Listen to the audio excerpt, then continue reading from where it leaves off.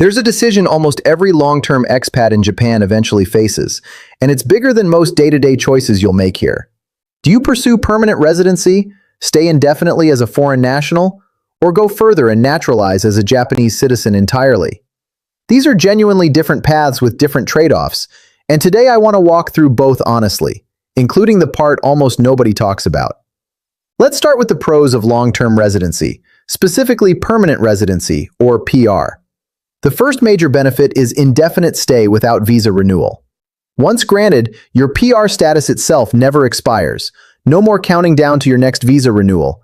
No more anxiety every few years about whether your application will be approved. That alone removes an enormous amount of background stress that most visa holders carry for years. The second is no activity restrictions.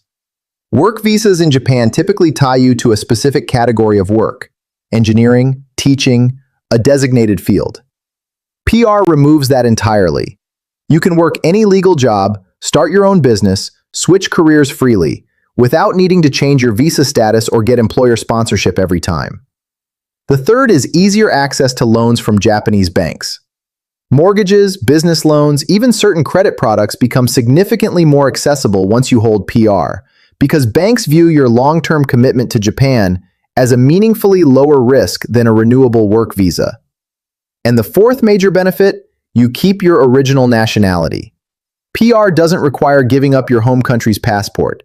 You remain a citizen of your home country while living in Japan indefinitely, which matters enormously if you ever want to return or maintain legal and family ties abroad. Now the cons, and these are real, not just fine print. PR can be revoked.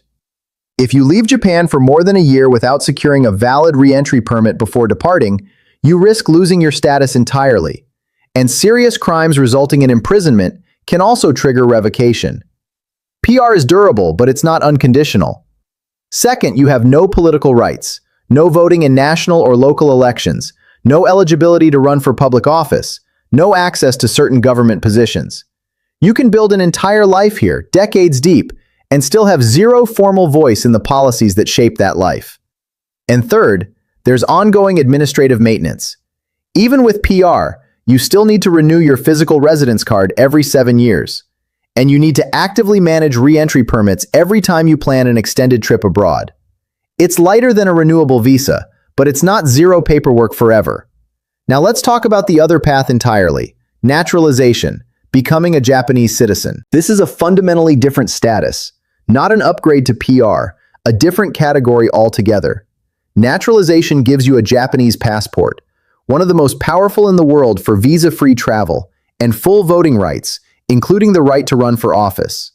Your residence card disappears entirely, replaced by a Japanese family register, and you gain full legal equality with anyone born in Japan. The catch, and it's a significant one: naturalization requires giving up your original nationality. Japan does not recognize dual citizenship for naturalized citizens, no exceptions. If you naturalize, you formally renounce your home country's citizenship as part of the process. As of 2026, the residency requirement for naturalization has also risen to roughly 10 years, closely matching the PR timeline. So for a lot of long-term residents today, the real decision isn't about which one takes longer. It's about whether you're prepared to fully let go of your original nationality in exchange for full political inclusion here. So the core distinction is this: PR keeps your ties to your home country intact, at the cost of remaining legally and politically a foreign national forever. Naturalization severs that legal tie to your home country, but grants you complete belonging within Japan's political and legal system. Now here's the part I think matters most, the part that doesn't show up in any government pamphlet: the invisible weight of long-term residency here. Even with PR, even after naturalization, even after 20 or 30 years in Japan, a lot of long-term foreign residents describe an ongoing, quiet feeling of being a permanent outsider.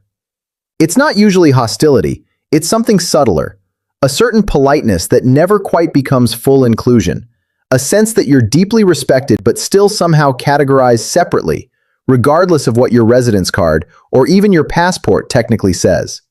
This isn't universal, and it fades for some people more than others, but it's real enough and common enough that it deserves to be said honestly rather than glossed over in a pros and cons list. So here's the honest takeaway. PR gives you stability and freedom without asking you to give up who you were before you arrived. Naturalization gives you full legal belonging at the cost of that original tie. Neither one fully erases the social experience of being the person who chose Japan rather than the person born into it. And that's worth sitting with honestly before you decide which legal path is right for your life here. Both are genuinely good options. The right one depends less on the paperwork and more on which trade-off you're actually prepared to live with long term.